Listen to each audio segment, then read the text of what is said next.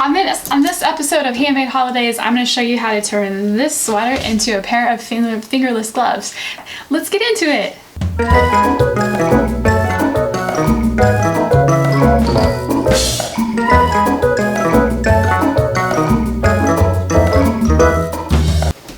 Hey guys, it's Elizabeth from ElizabethMadeThis.com, and you have made it to day 4 of my Handmade Holidays series right here on Elizabeth Made This. Today we're going to take an old sweater and we're going to turn it into a pair of fingerless gloves.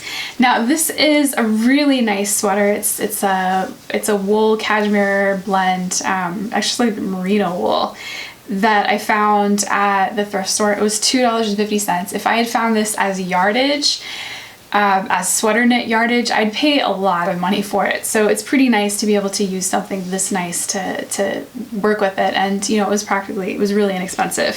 So I'm just gonna take my hand and I am going to shove it into my sleeve here, and I'm gonna figure out where it is that I want it to end up. So I'm gonna say like right about there. And again, I'm putting it like right there because I want this to kind of go and cover my hands a little bit. So I'm gonna cut it right about there. I'm just gonna make a snip with my scissors and kind of eyeball that, and I'm just gonna cut straight across. So that's all well and good as it is. Now I can fold this over and just top stitch around that, and I actually am going to do that just so it finishes it nicely. But also I got to figure out where it is that I want my thumb hole. So I'm going to kind of turn this around and kind of feel where it is that my thumb bone is kind of starting. So it's right about there, and I'm just going to make a small snip. Now you want to be really conservative with this because it's going to stretch out once you make that snip. But at the same time, you want to make it large enough that it's not going to cause a lot of strain on your hand. So I know that I'm going to have to cut this a little bit further above to make this right for me. If you make it too small, it can kind of trigger the nerves in your hand and you can end up with numb thumbs. That's kind of the problem that I always have with those fingerless, the thumb hole style tops. Kind of just, you know, kind of go back. So start with just a tiny little snip, and then if you need to add it to it, then you can.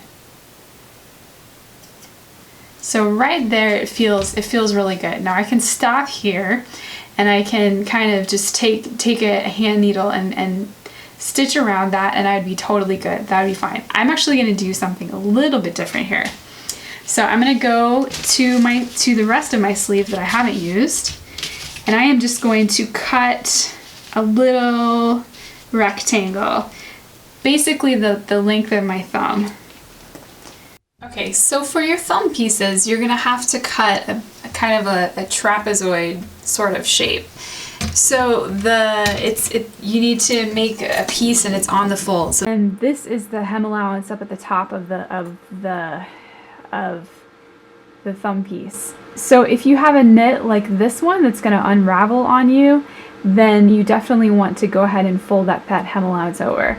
For this one, I'm just going to go ahead and cut that off because I know that this knit is not going to ravel, so I don't need to worry about finishing that one up at the top. So we'll just keep it nice and easy with that. Okay, the other thing, so it's however tall you want your thumb piece to be. So for me, that's 2 inches.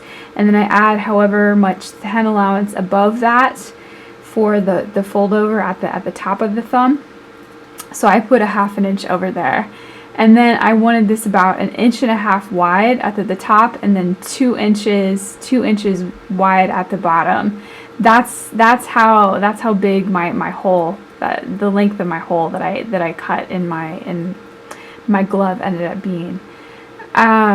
And then we're just going to add 1/4 inch of seam allowance on either side of that for the thumb piece. So your thumb piece might be a little bit wider, might be a little bit narrower. You just kind of have to play with this one. So now I'm going to take my thumb piece, and I'm going to go ahead and just stitch up this kind of angled edge. And I have my sewing machine set at a narrow zigzag, of 0.5 width and just a 2 length. So, and I'm using a really narrow stitch because I know that so just so that it won't pull out of the stitches. That's especially important if you have a more open weave knit like this one. But this rib knit is not going to give me any trouble.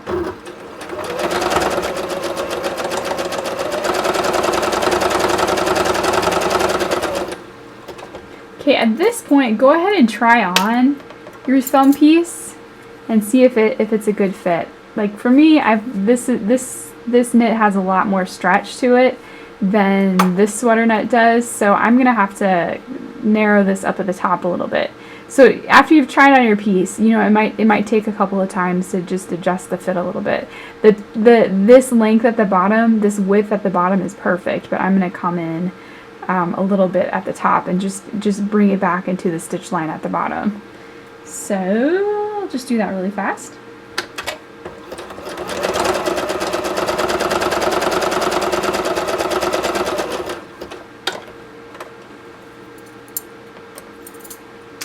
Try my thumb back on again, and that feels a lot more natural. Okay, so now I am just going to go ahead and cut this down. Now, if this seam bothers you at all, or if you've got any kind of really sensitive thumbs, I would take a hand needle and go ahead and overcast this seam to the side so that it's flat. With this particular knit, I don't think I need to do that, but on some of the other gloves that I was making, I did that. Let me show you one of them that I did that too.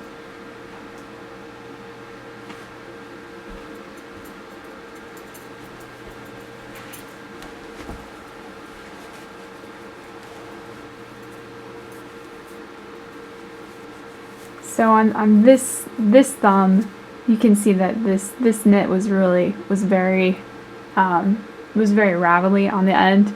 So I took a hand needle and I just overcast just a few stitches there just to keep that seam flat. But I'm not going to worry about that with this one. Okay, so now what I want to do is turn this glove inside out. So now I've got my glove inside out, and I'm going to take my thumb right side out, and I'm going to stick it inside of the hole that we made earlier. And the seamed side of the thumb is going to go towards the bottom of the hole. So that's the longer side of the glove. And we're just going to match that right up at the end there, and I'm going to give one pin here and one pin like approximately halfway up the other side. And then all we have to do to stitch this together is to stitch around this inside circle. And I'm just going to use a 1/4 inch seam allowance, and I'm going to use that 2.0 length on my narrow zigzag. So again, it's a 0.5 width. So it's a very tiny little seam.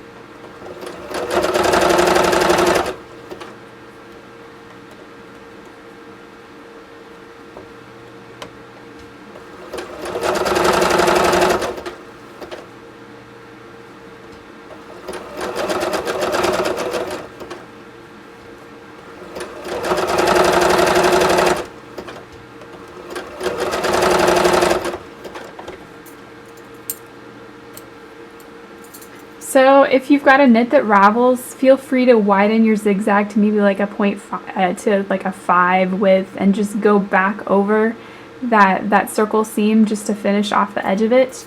I did that on this one. You can kind of see let me see if you can see the zigzag.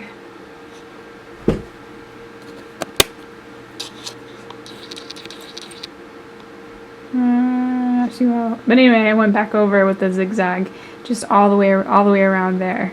Kind of looks like an elephant right now.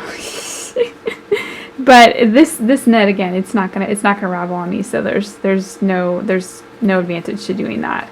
So I'm just gonna pull it out. You can see that now I've got very much what looks like a thumb. And the only other thing that I want to do is to finish off this top edge. And this you just, you know, fold over that and just top stitch all the way around. But on this particular knit, I don't need to do that. So this is like almost a no-sew project for this knit. For if you're using a sweater knit like this one, then do go ahead and fold over that edge to finish it off and make it a little bit nicer. But it all just depends on your knit. And just like that, you have a pair of fingerless gloves. So those are really pretty simple to sew. The only tricky part, again, is that sewing in the circle for the thumb, but it's really pretty simple. And again, these are so cozy, and you could sew them out of really any number of sweaters that you've got laying around. The only other thing that I'm going to say is that if your sleeve is a little bit too loose or something like that, go ahead and just turn your sleeve inside out, and you can just use some pins to kind of mark where it is that you take down the seam, and just sew that seam first before you cut your thumb hole. But that's the only maybe fit issue that you might have with your thumbs. Enjoy this! They're super warm. They're just great to be able to do stuff around the house and still have warm hands. If this was a helpful video for you, give it a thumbs up and don't forget to subscribe. There's lots more handmade holidays coming your way here on Elizabeth Made This. Thanks for watching. Happy sewing.